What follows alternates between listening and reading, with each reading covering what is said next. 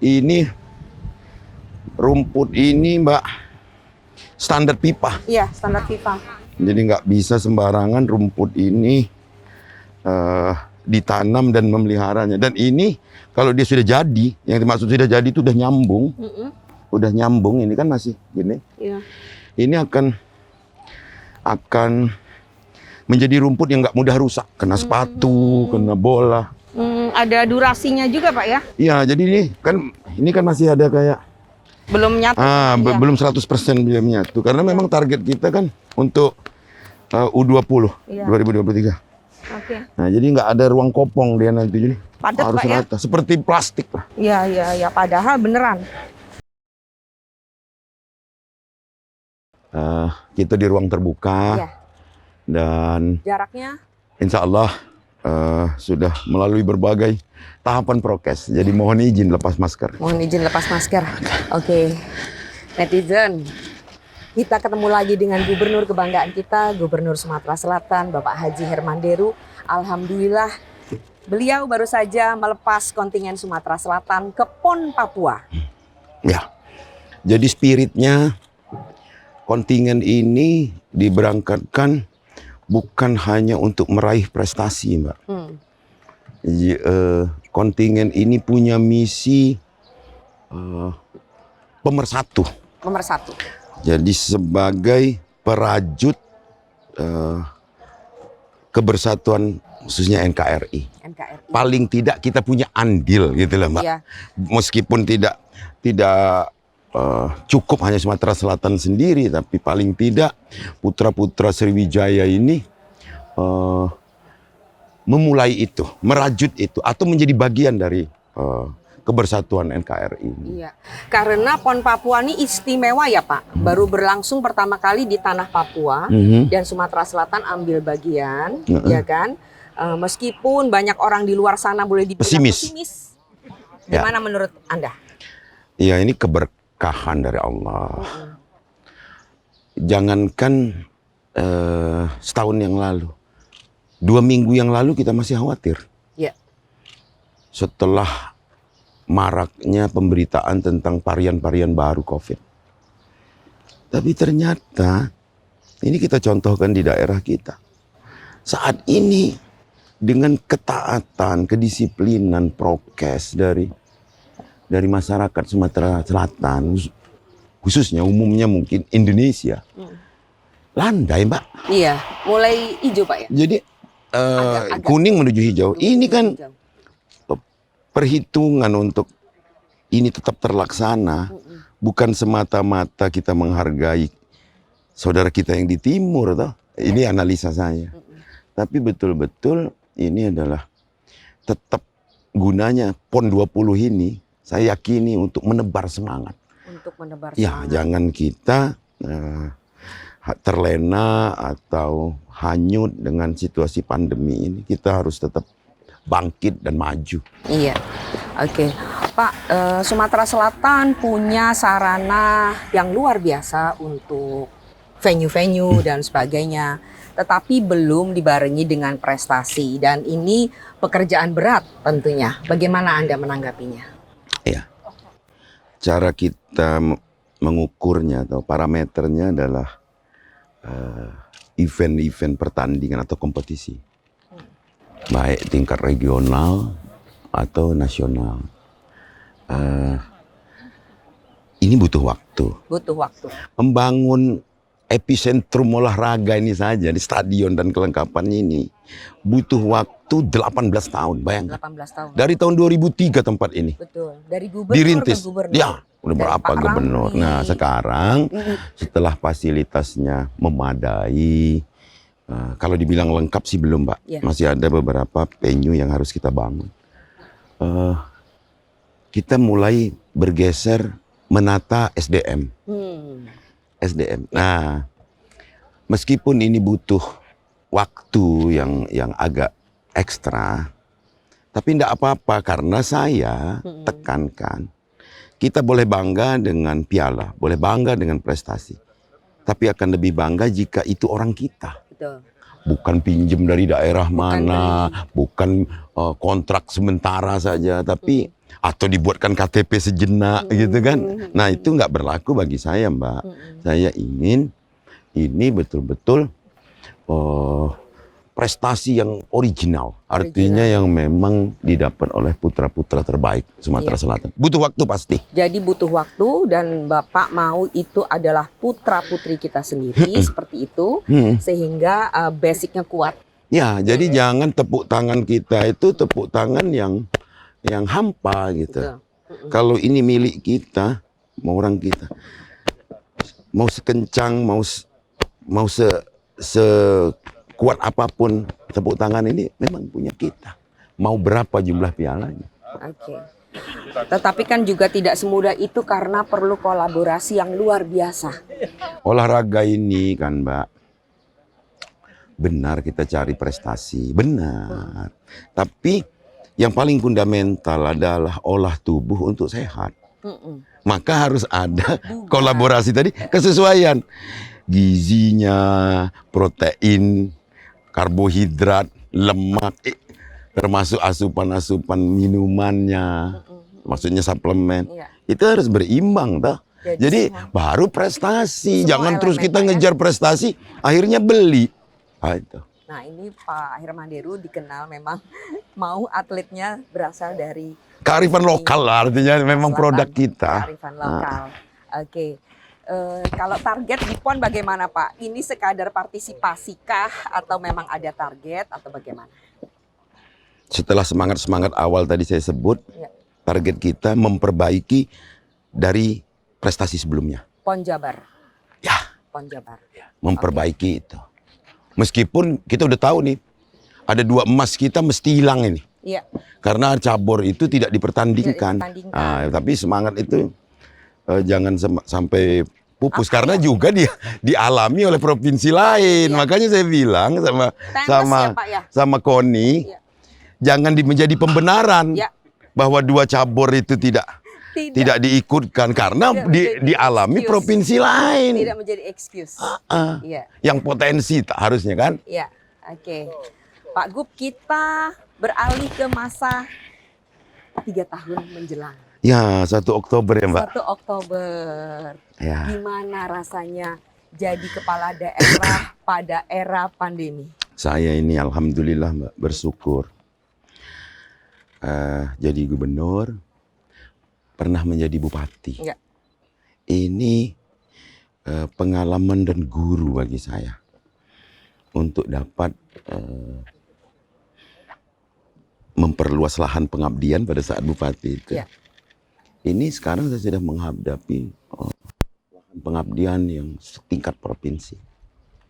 Ada 3 target, Pak. Kedekatan Hermanderu dengan masyarakat yang dipimpinnya. Tanyanya ke mereka, ke masyarakat. Dekat nggak sih dengan Pak Gubernur? Pak Gubernurnya membatasi nggak? Gitu ya. Untuk akses. Ya. Kalau dari survei-survei kompilasi yang ada, hal yang tidak bisa dibuat-buat ini, ternyata saya termasuk yang dianggap masyarakat dekat dengan masyarakat. Begitupun saya merasa dekat dengan mereka. Itu 1. 2, membangun. Normatif, Mbak. Membangun itu setiap pemimpin itu membangun. Hanya prioritasnya di mana? Ya. Prioritas pada event tertentu, pada wilayah tertentu, atau merata. Dan Pak Gub, saya memilih yang merata. Saya milih yang merata. Meskipun menaranya nggak kelihatan secepat kalau 1 titik, Mbak. Iya. Paham. Tapi dirasa. Iya. Konektivitas antar kecamatan, antar kabupaten. Sekarang ini sudah terasa dan ini pengakuannya tanya dengan masyarakat juga. Tapi yang saya rasakan dari jelajah provinsi yang saya sering datangi, baik roda 2, roda 4, maupun melalui penerbangan, saya lihat ada kemajuan pembangunan yang sangat dominan di infrastruktur, khususnya jalan. Ya. Jadi ketika saya canangkan kita concern di infrastruktur, ternyata bupati wali kota ikut. Karena dia tidak mau terbebani dipertanyakan rakyatnya kan. Ya. Oh ini dibangun, ini dibangun. Oh ternyata alhamdulillah. Nah cuman kita memang harus terus meliterasi masyarakat. Apa itu? Tentang hak-hak dan kewajiban. Bahwa contoh infrastruktur itu ada kewajiban desa, ada kewajiban kabupaten, ada kewajiban kota, ada kewajiban provinsi, ada kewajiban pusat. Itu perlu literasi, Mbak. Terus juga tanggung jawab yang lain. Contoh bansos. Sampai ada anekdot dah. Kalau ban traktor bocor bisa ditampal. Kalau ban pesawat bocor bisa ditampal. Bansos nggak bisa ditampal. Gitu kan? Iya. Kenapa? Karena ini sudah menjadi penyakit. Iya, Ini betul. juga harus kita benahi, Mbak. Paling tidak, oh ada pemahaman nih. Oh ini bansos dari desa, dari desa, ini bansos dari bupati, wali kota, ini bansos dari gubernur, ini bansos dari kementerian atau instruksi presiden. Ini ada literasi. Dan Jadi, pengawasan ya Pak. Oh iya. Luar biasa. Pengawasan itu harusnya tidak mengandalkan inspektorat saja, Iya. Pol PP saja, polisi saja, atau BPKP, BPK. Bukan itu saja, tapi mata masyarakat. Jangan asal tuduh, gitu. Harus ada data. Nah yang ketiga, Oke. jadi tadi dekat dengan rakyat Kemudian. bisa diukur dengan survei, Ya. membangun bisa diukur dengan survei, ya. Tingkat kepuasan. Ya. Yang ketiga, ini harus ada sosok yang membanggakan. Jadi pemimpin harus menjadi sosok yang membanggakan. Sosok yang kuat juga. Ya, jadi membanggakan itu karena dia kuat, karena dia humble, karena dia membangun. Nah, inilah nanti insya Allah 1 Oktober saya 3 tahun memimpin daerah ini. Ini akan kita perkuat pada sektor yang memang diinginkan masyarakat. Ini ya, sudah ada nih, Ya. tinggal kita laksanakan saja. Tapi nggak saya buka sama Mbak Weni. Apakah itu? Iya nanti setelah 1 Oktober baru saya cerita. Ini loh Mbak, yang akan kita tegakkan dari kedekatan tadi, dari pembangunan tadi, yang akan kita jadikan ikonik itu apa? Yang akan kita jadikan ikon. Tapi kan ini masih rahasia nunggu Saya 1 udah tahu. Oktober. Belum. Kita bisik-bisik. Nanti bisa kita bisik-bisik karena saya udah tahu. Oke, Pak Gub, Anda hampir 3 tahun jadi gubernur pada era pandemi. Tadi sudah Duduk disebut. Mbak, keringat. Oke, baik. Sudah disebut bersyukur pada era pandemi, tapi kan juga nggak mudah ya Pak ya. Iyalah. Ya, ada yang mau ditanyakan? Bu, gimana mata pelajaran anak saya? Apakah ada yang tertinggal? Bukti bayar sekolah kemarin belum ada. Gimana ya, Bu? Kalau jadwal perusahaan anak saya pindah hari ya, Bu? Absensi anak saya gimana? Bapak Ibu, kini orang tua dan siswa dapat melihat aktivitas sekolah melalui Junior Smart. Download sekarang juga di Google Play atau App Store agar bisa memantau aktivitas bersama.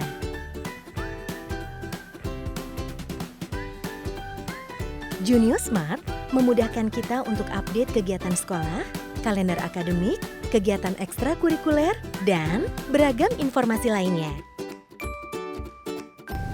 Mah, besok aku futsal ya? Iya, besok pakai kaos kuning kan? Loh, kok mau tahu?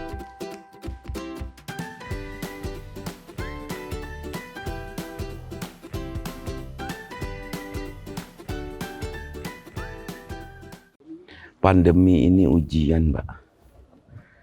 Pandemi ini ujian ketangguhan. Ujian ketangguhan, Iman, iman, ketakwaan kita, ketakwaan. lantas spirit, dan material. Makanya ekonomi harus tetap jalan lah. Apakah? Kalau spirit rusak bisa mengganggu kesehatan. Iya. Kalau keimanan, ketakwaan rusak, itu juga akan mengganggu hablum minallah. Iya. Ini yang saya katakan ujian, bukan musibah. Bukan musibah. Nah ini salah satu cara kita menangkalnya adalah vaksin. Vaksin. Ini loh Mbak, kalau saya tuh sering dibilang orang bawel, dibilang orang berlebihan lah dalam bicara vaksin ini, baik ke menteri, ke presiden. Itu emang adanya begitu.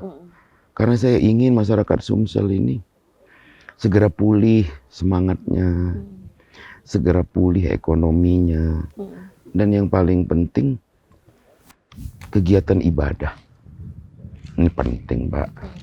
Ibadah ini penting, inilah tugas kita hidup ini kan, memperkuat hubungan kita dengan pencipta, Bluminallah, memperkuat hubungan kita dengan sesama.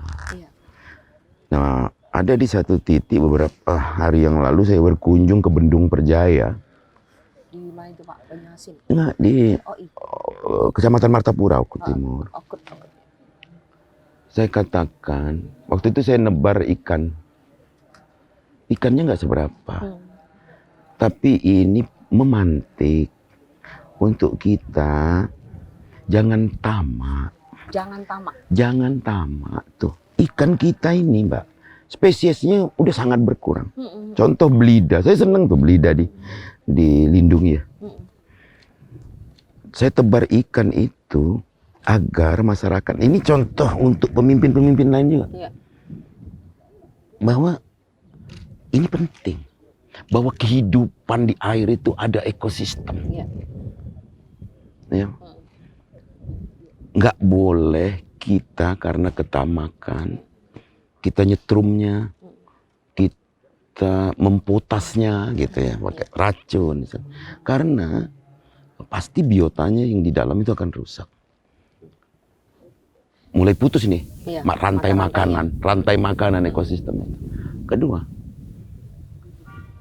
anak cucu kita tidak akan pernah tahu lagi terhadap beberapa spesies yang hilang itu. Dan mungkin karena alam ini rusak, bencana-bencananya alam berikutnya akan ada susulan. Nah, ini yang selalu saya ingat, begitu pentingnya lingkungan. Saya ingin memberikan literasi kepada masyarakat itu dengan pola pendekatan sesuai dengan adatnya, misalnya bahasanya gitu ya, misalnya tutur kata dan sapaannya. Ini dulu yang saya tularkan sama Mbak Perca, Mbak. Itulah makanya dia diminta untuk jadi duta literasi dulu. Memang dia jalan gitu ya, meliterasi karena dia milenial, dia fokusnya ke digital. Gitu.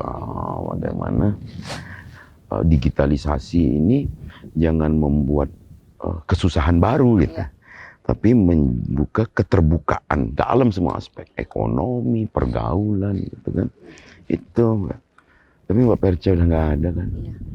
Saya sebagai ayah yang merasa kehilangan. Nanti kita bicara poin yang itu. Tadi saya menangkap isu yang bagus, jangan tamak, ya kan? Jangan tamak, apalagi jadi pemimpin di masa sekarang, ya kan Pak? Sangat kental dengan pencitraan, ya. 2024 akan datang, semua orang pencitraan, juga termasuk pejabat publiknya, bagaimana Anda menyikapinya? Ada ASN yang juga bergenit-genit itu pencitraan, ingin menjadi, ya boleh saja, tapi kan ada batas-batas, ada nilai-nilai yang harusnya disampaikan. Bagaimana Anda melihatnya? Citra itu adalah dampak dari sebuah perbuatan. Citra baik maupun citra buruk. Citra itu nggak dua-duanya baik, nggak semuanya baik. Ada citra baik, ada citra buruk. Semua karena dampak perbuatan. Ada dampak perbuatan yang dipaksakan. Artinya perbuatan yang dipaksakan. Tiba-tiba care. Tiba-tiba care.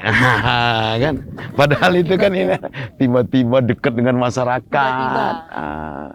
Itu ada, dan jurinya kan masyarakat. Makanya saya kalau dari cara itu sih, saya lihat tidak bisa kita lakukan di semua segmen. Bahwa politik itu butuh citra baik, iya. Tapi keaslian itu akan menjadi nampak dalam perjalanannya. Apalagi ini tahun 2024 baru ada tahun politik lagi, baik pileg maupun pilkada, pilpres. Kita jalani saja. Maka konsistenlah bagi yang sedang megang amanah nih, khususnya para incumbent misalnya. Itu ingat bahwa citra itu adalah dampak perbuatan. Bukan kita bekerja untuk citra gitu. Karena citra sudah jadi KDI sekarang. Tidak ada lagi. Itu. Oke, jadi sah-sah aja untuk Ya, pencitraan. tapi kan hidup ini ada aturan. ASN ada aturan. Terus anggota partai ada aturan. Hati-hati, jangan melanggar aturan itu. Karena wasitnya bukan masyarakat saja, tapi aturan itu sendiri Aturan. yang akan membuat citra itu berbalik. Kalau nggak benar, kalau nggak benar ya. Citra itu berbalik. Jadi jangan upload semuanya di sosmed. Ya, tiba-tiba goreng nasi goreng. Tiba-tiba melakukan sesuatu yang Ada yang langsung nyapa gitu ya. Nggak taunya hand sanitizer seliter langsung habis itu kan ada juga. Oke. Nah, ini udah mulai ketawa-tawa ya, udah mulai ketawa-tawa. Seperti kita ketahui, sebulan ya Pak ya? Hampir 26 hari. Ya, 26 hari sudah. Ananda, saya biasanya bilang begitu. Ini akrab ya, Mbak Weni akrab sekali ya. Iya, Ananda Hajah Perca Lianpuri yang kalau saya doanya Pak, mohon maaf nih agak ini. Gimana? Jadi setiap kali habis sholat gitu ya, kirim Al-Fatihahnya selain ke nenek moyang kami juga kepada Hajah Perca Lianpuri binti Haji Hermanderu. Itu tumbuhnya dari hati Pak. Ya, jadi nggak usah dibilangin, nggak usah apa ya. Aneh ya Pak ya, bisa ngerasa deket. Iya. Iya, seperti itu. Sudah meninggal dan kita semua tentu saja kaget luar biasa, bukan kepalang. Dan saya sudah lama sekali tidak menyapa Pak Gub karena saya masih nggak enak. Iya, sendiri. saya duluan kemarin ya. Iya. Maka Saya rindu. iya. Maka Pak, tolong deh cerita-cerita gitu ya kalau nggak keberatan. Apalagi mengingat makam beliau itu masih penuh, Rame. saya kesana rame, Terus Mbak. terus menerus. Harus. Orang tuh nggak kenal satu sama lain. Gimana Pak rasanya? Atau apa? Jadi Perca itu hadiah yang sangat indah diberikan Allah kepada kami di keluarga. Dia lahir kan di usia saya yang baru 18 tahun. 18 tahun. Di teras rumah sakit, saya menunggu kelahiran dia. Rumah sakit di Okut Pak ya? Caritas ya. Oh Caritas. Caritas itu kan cuma 2, Palembang dan di Blitar. Blitar, oke. Sambil menunggu kelahiran dia, mikir-mikir nama. Saat itu ada juga di hari yang sama, 24 Juni 86 itu, adik kandung ibu saya meninggal di rumah sakit itu. Perca lahir, duka itu bahasa Indonesianya apa sih? Terselimuri gitu, ketutup dengan lahirnya anak ini. Keselimur ya. Dan saya dapat nama. Saya dari Wai Umpu dan Komreng. Bu Febi dari Lahat dan Ogan. Saya cari-cari nih.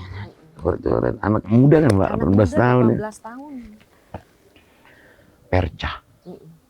Jelas ini percampuran gitu ya. Tapi ya, belakangan ada yang memaknainya perempuan cantik. Ya nggak apa-apa lah. Lianpuri. Lematang. Ya Lahat kan. Bu Benti kan Lahat Ogan. Lematang Ogan. Nama sungai ini. Nama sungai itu Mbak. Saya Wai Umpu, sungai tempat ayah saya lahir. Wai Umpu. Ibu saya Komreng sungainya. Perca, Lianpuri. Langsung. Inilah Tapi kalau untuk laki-laki waktu itu sambil mikir lain. Lain. Bukan itu namanya. Jadi terus akhir anak yang lucu. Berapa Pak beratnya waktu itu? 3,6. Panjang? 51. Jadi lucu, nggak ada orang yang nggak rebutan. Sampai kamar saya di rumah besar ya, namanya rumah besar, rumah ayah itu. Memang besar rumahnya. Rumah Dadang ya. Itu direhab sama ayah karena ini cucu pertama perempuannya. Memang susah Pak dapat. Enggak, bukan. Bukan. Meskipun kami patriarkat ya, Iya. artinya patriarkat murni, patrilineal murni. Tapi ini ayah itu tadi hadiah terindah kan. Cantik sampai saya hampir nggak kebagian gendong gitu kan. Rebut Pak D-nya masih bujang. Iya. Saya ngelangkah 3 kan. Masya Allah. Ya dibujang rebutan. Anak ini tumbuh bersamaan dengan budi pekertinya yang baik, Mbak. Ini bukan muji karena anak ya, Mbak, atau muji karena dia sudah tiada. Dari dulu saya bangga dengan dia. Beberapa sifatnya itu mengkolaborasikan antara modernisasi dengan ketradisionalannya sebagai orang Blitar gitu ya. Itu mix, Mbak.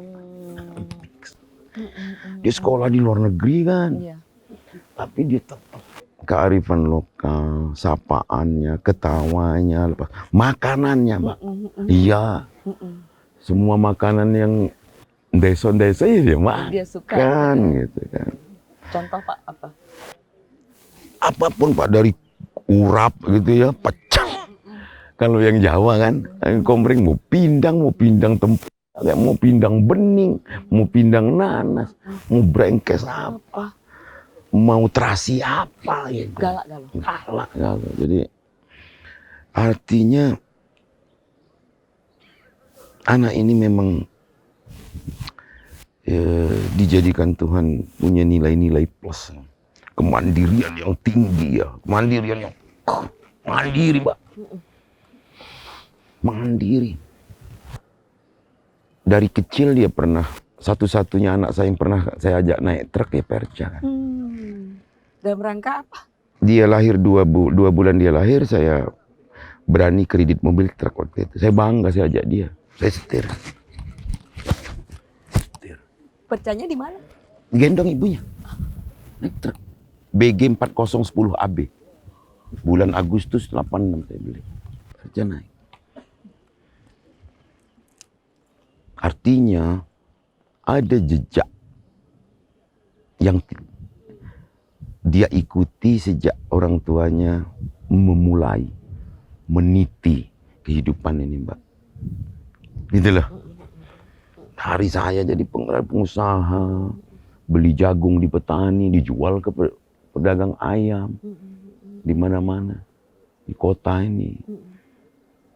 Dedak. Hanya dia kan mungkin karena masih kecil nggak begitu tahu kan. Cuman dia ikut dalam Proses jejak itu ikut. Dan pada akhirnya saya harus balik ke kota, Mbak. Karena saya dipaksa sama kakeknya Perca yang di sini untuk jadi pegawai negeri. Ada lowongan. Saya jadi pegawai negeri tapi usaha saya nggak berhenti. Saya jadi pegawai negeri. Perca sering saya ajak ke kantor. Jadi rebutan. Di kantor Samsat. Pagi-pagi 6:30 sudah apel dia ikut. Zaman itu Mbak, ingat ya 88 itu, 89. Saya baru datang di Palembang. Mulai adanya penjor. Penjor. Ya yang lampu melintang, bambu dikasih itu. Iya. Saya ingat, saya nyetir. Saya nyetir. Perca. Dia baru belajar ngomong. Ucapan dia yang paling saya ingat itu, awal-awal dia bisa ngomong. Lampu kayak ulal katanya. Lampu kayak ulal katanya. lampu kayak ular. Kayak ular. Nyebrang jalan Iya, itu ya. iya, iya. Lampu yang 5 watt itu loh. Iya, iya, iya. Itu di Palembang kan 88 ya, Iya, 89. Terus Mbak dia tumbuh. Dia sih nggak juara 1 sekolah. Nggak juara 1 tapi nggak pernah lari ya dari the best 10 itu. Nggak pernah lari. Karena memang saya tidak tekankan dia untuk juara untuk dalam itu. Yang penting dia harus tambah wawasan. Dia terus tahun berikutnya adiknya sudah mulai lahir. Makin nampak Mbak bahwa dia ini protektif gitu ya. Ke adiknya. Dan ini nurun ke anaknya Mbak, ke Danis. Danis itu pagi-pagi ngontrol adiknya. Ini dia juga dulu.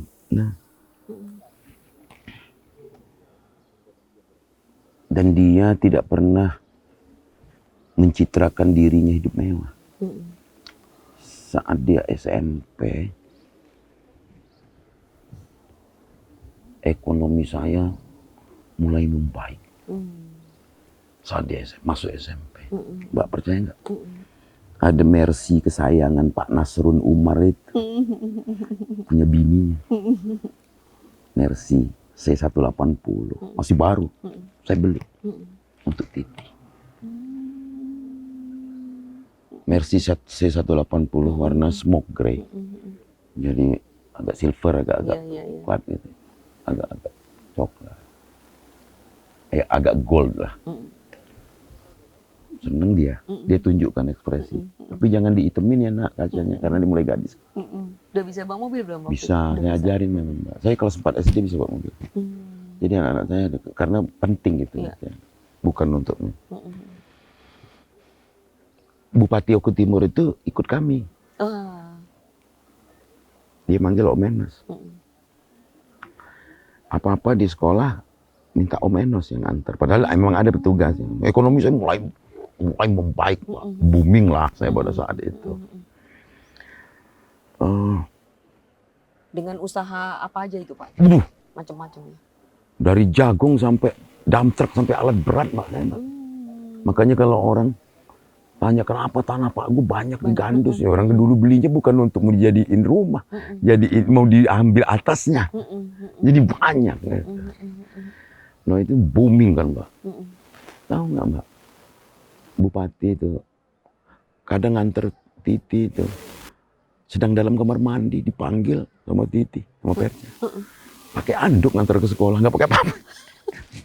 Karena dia mau menos. Mau menos ya. Kayak deket sekali Pak ya. Iya, makanya dia menjelang akhir itu dia titip ya. Iya. Terus hari berjalan, mobil ini nggak pindah-pindah. Mobil Titi itu. Yang Mercy bagus itu beli itu. Tiba-tiba ada bau nggak enak keluar di mobil itu. Ternyata akinya Mbak. Mobil itu kalau nggak dipakai ternyata akinya muncrat. Mobil baru. Ya setahun lah mungkin. Ternyata nggak pernah dipakai. Kenapa nak? Nduk. Nduk, Pak Gu manggilnya. Nduk, nak. Yang paling sering saya manggil Nduk, nak, Yun. Sejak dia sudah punya adik. Titi itu pada panggilan keempat. Jadi nak, Nduk, Yun. Titi itu sudah panggilan keempat. Kenapa? Nggak pernah pakai mobilnya. Nggak enak Pak sama teman-teman. Saya kan di usia itu kan baru belum 30 saya Mbak. Jadi masih mau tampil gitu, mau dianggap hebat, dianggap kaya gitu kan waktu itu kan. Masih muda. Iya. Masih muda, pom bensin lah berapa itu kan zaman itu kan. Jadi mau tampil jadi citra tersendiri tadi ya. Mau cari citra sukses itu kan. Jadi saya mengalami sukses ekonomi sebelum 30 itu. Nah jadi kenapa nak nggak dipakai? Nggak enak Pak. Oh, anak kecil Mbak kelas 1 SMP. Udah ngerti nggak enak? Nggak enak Pak. Kalau Papa maksain Yunda tetap punya mobil sendiri, beliin Hyundai itu apa katanya? Hyundai. Hacen ya, Hyundai Hacen. Yang nggak power steering lagi. Iya. Kalau nggak salah. Saya beliin. Saya kasih BG 86 TT. Baru dia mau pakai. Nah, ini begitu tepos lironya anak ini. Mbak. Begitu tepos lironya. Baru dia memakai. Oh, dia pakai, dia seneng, dia pakai. Mobil itu dijual. Itu salah satu menandakan. Itu dari tepos liro ya, mengukur hati orang lain. Mengukur hati orang lain. Kok udah ngerti gimana ngajarinnya? Nah itu ada yang inner memang, terus ada yang pencontohan kan ini kan. Ada yang inner datang dari dia, ada yang karena dia lihat dari kakeknya kiri kanan. Terus Mbak, agamanya tekun. Apa yang membuat saya sangat terharu di depan jenazahnya? Ketika dia disemayamkan sebentar di rumah sebelum dimakam. Aku Nana. Percaya nggak? Romantis itu mulainya dari saling jaga. Kayak aku, jaga Andrew pakai Tropicana Slim. Jaga dari sekarang, romantisnya sampai nanti-nanti. Tropicana Slim. Aku Nana. Percaya nggak? Romantis itu mulainya dari saling jaga. Kayak aku, jaga Andrew pakai Tropicana Slim. Jaga dari sekarang, romantisnya sampai nanti-nanti. Tropicana Slim. Nikmati kebaikan 100% pure extra virgin olive oil dari tanah Andalusia dalam masakan Anda. Tropicana Slim Extra Virgin Olive Oil. Tropicana Slim Extra Virgin Olive Oil. Aku Nana, si Ratu Dapur. Badan ideal tuh awalnya dari dapur. Aku pakai Tropicana Slim. Dari minyak, santan, sampai cemilan, semuanya Tropicana Slim. Salah satu adiknya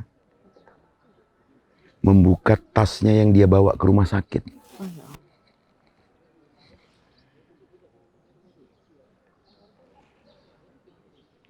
Adiknya ingat Yundanya ini setiap ada waktu yang pas dia baca Al-Quran. Dan ini orang nggak banyak tahu. Jadi dia tuh hatam sudah berapa kali nggak tahu. Dari penampilannya yang kadang modern, kadang itu kan orang nggak nyangka itu.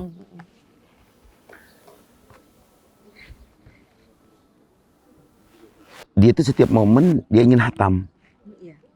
Mungkin momen Ramadan, momen kehamilan.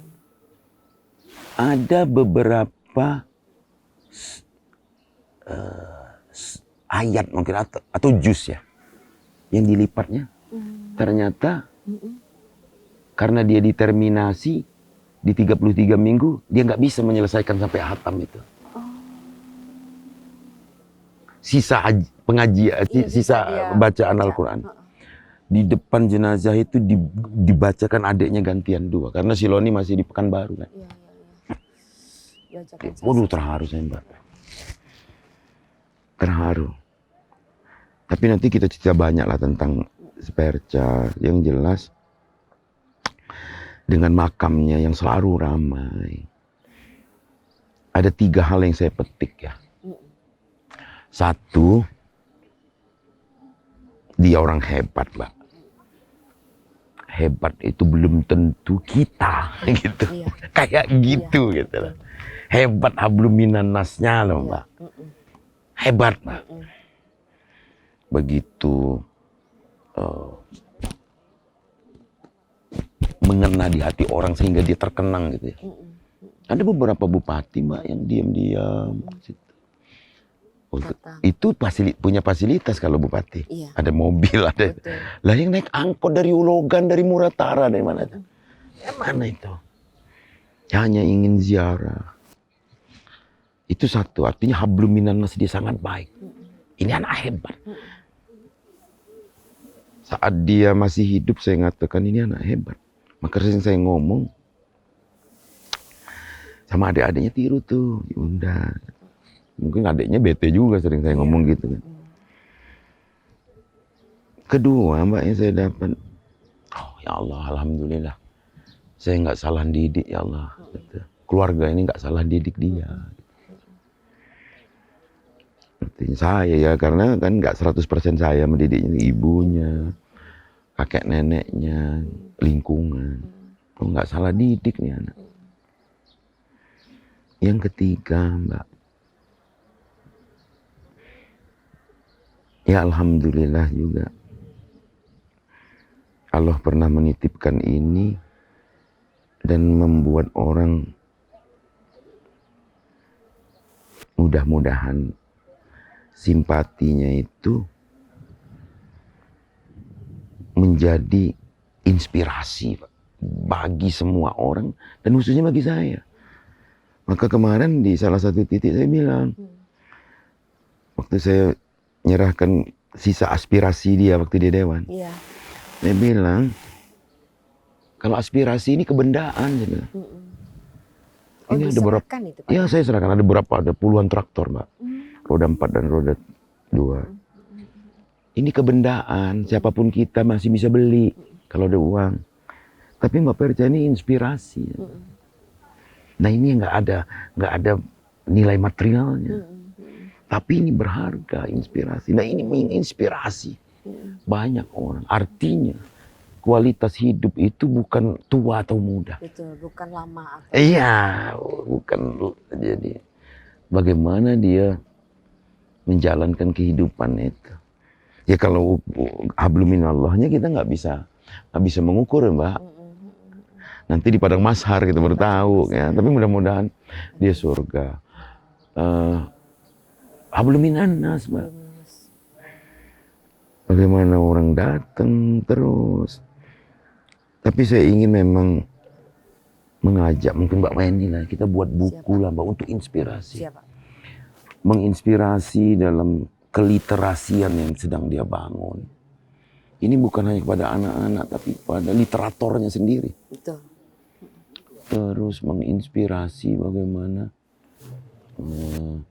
dia paling gemar ini Mbak, menggunakan kebudayaan lokal. Sehingga dia pernah terpilih mewakili Indonesia jadi duta pelajar untuk mengajar gitu. Di 5 negara yang baru merdeka itu kan. Kamboja gitu-gitu. Iya, Myanmar, Laos, Vietnam. Inilah maksud saya, meskipun saya merasa kehilangan, ini bukan sekedar anak biologis Mbak, anak ideologis bagi saya. Saya belakangan dapat ilmu dari berbagai sumber ya, bahwa ini bukan musibah bagi kita, bagi kami, tapi ujian. Ujian agar kita tetap tangguh menghadapi roda kehidupan, roda pengabdian, tanpa ada sosok fisiknya. Tapi saya yakin dia ada di antara kita kan. Jiwanya betul. Ya, rohnya tetap ada di antara kita. Itu Mbak, jadi kalau nanti berkesempatan kita bikin edisi khusus lah tentang Perca setelah 40 hari. Saya ini move on-nya belum 100% Mbak. Ngomong-ngomong kayak gini aja mesti netes air mata saya. Tapi kita belajar merecovery ini untuk bisa tetap tangguh. Itu tadi dia menjadi inspirasi. Beberapa pesan-pesan spirit dia itu menjadi bekal bagi kita untuk terus. Jadi dia itu dewan Mbak. Tapi setiap dia memberi apapun ke dapilnya itu dari papanya katanya. Bukan dari dia. Padahal dia dewan. Yang butuh elektoral. Karena dia tahu, kalau orang cinta Bapak, mesti ikut, dia ikut. Nah, dia pinter dia. Mesti dia akan terikut. Jadi setiap dia memberi apapun. Nah, ini yang menjawab Pak Armanderu. Saya tambah satu aja sebelum kita ini. Saya mau lihat uji kompetensi wartawan. Kemarin waktu peresmian bedah rumah di belakang Unsri itu ya, 75 yang dibuat oleh PNS ini. Pulangnya saya lemes, Mbak, di mobil. Saya ingat itu hari Rebo ya. Hari Rebo tanggalnya satu hari sebelum Jokowi, karena saya diundang Pak Jokowi dan Pak Gubernur Lampung itu hari Kamis, saya ingat. Jadi hari Rebo itu saya meresmikan itu. Biasa kalau saya mau naik mobil dari satu titik acara, dia selalu ikut. Dapil maupun non dapil dia selalu ikut kan. Kalau saya sudah sapa-sapa, dia terusin kan. Dan saya tengok. Biasanya dia. Terus dia akan sambut kalau ini orang Jawa, iki Mbak Perca loh. Gitu. Orang langsung gitu. Sija Perca gitu. Kalau orang Komering, dia bisa bahasa juga. Berapa bahasa.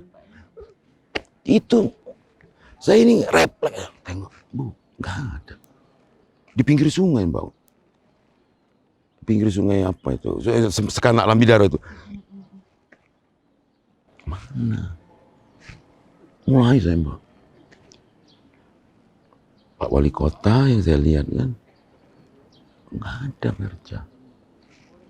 Saya naik mobil, mulai Mbak saya, Mbak. Manusia biasa ya. Saya ke kantor. Ingat bahwa saya harus ke Lampung. Nggak kuat saya. Jam 3 mendadak saya perintahkan pengawal. Saya suruh, siapa saya mau ke makam. Nangis Mbak saya. Di makamnya. Ya saya dialog aja, dialog sepihak aja. Monolog jadinya. Meskipun saya anggap dialog. Gitu. Saya curhat aja. Curhat. Apa yang saya lakukan gitu kan. Ya saya bayangkan aja dia jawab gitu kan dalam hati gitu.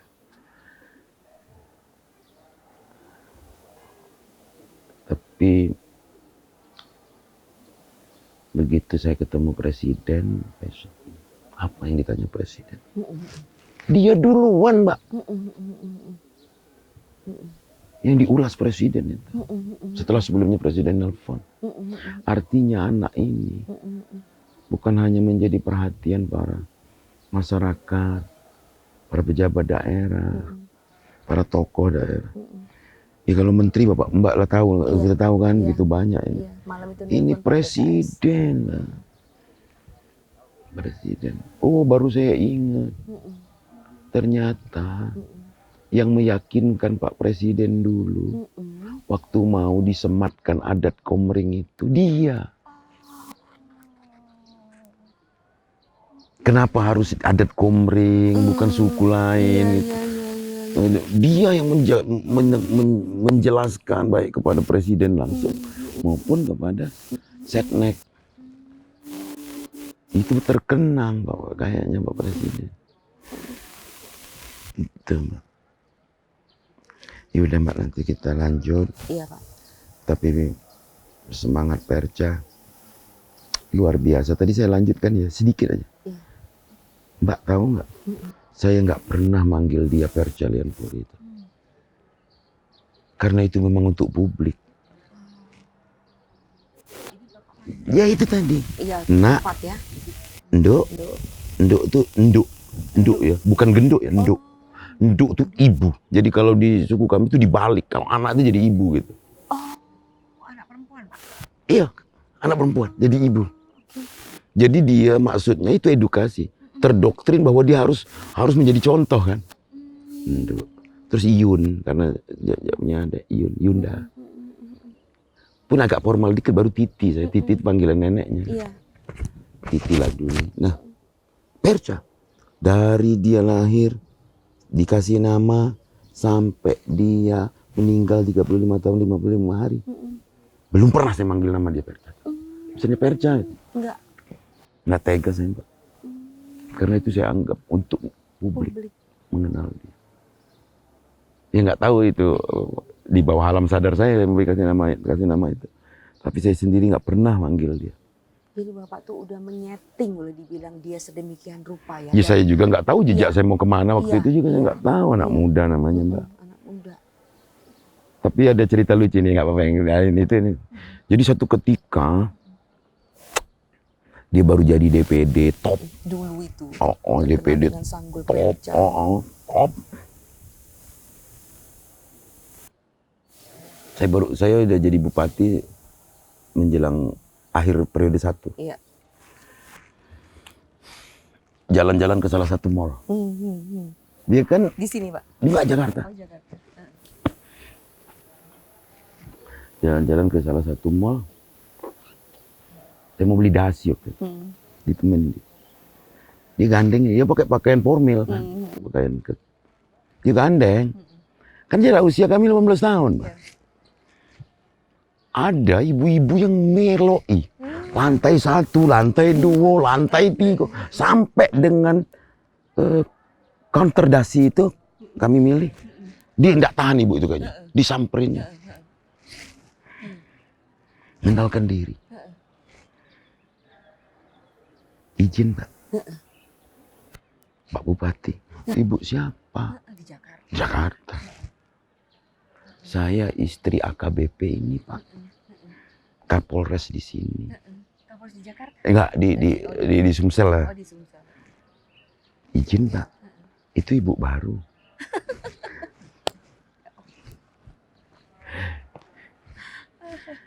Kan ini anak saya. Oh langsung dia kan begitu dia. Artinya enggak, saya ngomong kan jarak umur saya itu deket. Jadi begitu. Kadang-kadang masih ada tema yang masih cocok kami selera pakaian misalnya kan. Dia paling nggak suka dibalik deh. Dia sangat suka kalau saya pakai casual. Casual. Dia kritik kalau saya pakai pakaian salah. Apa boleh jadi pejabat tapi jangan terus jadi kaku pakaian. Ya kalau memang dituntut karena dress code ya nggak apa-apa. Tapi kalau keseharian ini papa tetap papa. Orang dulu saya sebelum jadi bupati kan sepatu diinjek Mbak belakang. Oh, cirinya Pak Herman Deru itu. Dulu. Iya dulu ya. Kaos aja. Ya Mbak ya. Iya, baik. Pak izin, tanggal 12 Oktober kan Seripa ulang tahun. Itu akan ada acara khusus virtual menghadirkan insya Allah. Tapi kalau landai kenapa harus virtual semua? Hybrid dong. Hybrid. Karena akan ada Mendiknas Nadiem. dan kemudian Menpora. Nah kami Pak akan memberikan award khusus untuk Ibu Perca. Iya. Makasih. Iya Pak. Makasih. Karena semangatnya pemuda. Dan kalau dia bentuknya itu saya membuat tugu di makamnya. Iya, makanya tadi saya sudah ini. Jadi alhamdulillah Mbak. Iya. Ini closing ya. Iya. Meskipun dia sudah meninggal, dia tetap bisa nebar kebaikan. Saya ingat beberapa ulama ngomong orang itu kalau dia hidupnya menebar kebaikan dan matinya tetap menebar kebaikan. Mencontoh jalannya wali katanya. Jadi wali itu buktinya ekonomi berjalan. Karena kayak sekarang kan di tempat-tempat wali itu kan. Iya. Ini orang jual kembang, orang jual jasa, ojek, orang. Ya mudah-mudahan lah. Bukan mempersamakan. Oke Mbak, matur nuwun. Terima kasih. Ya. Ini minumannya, ini camilannya.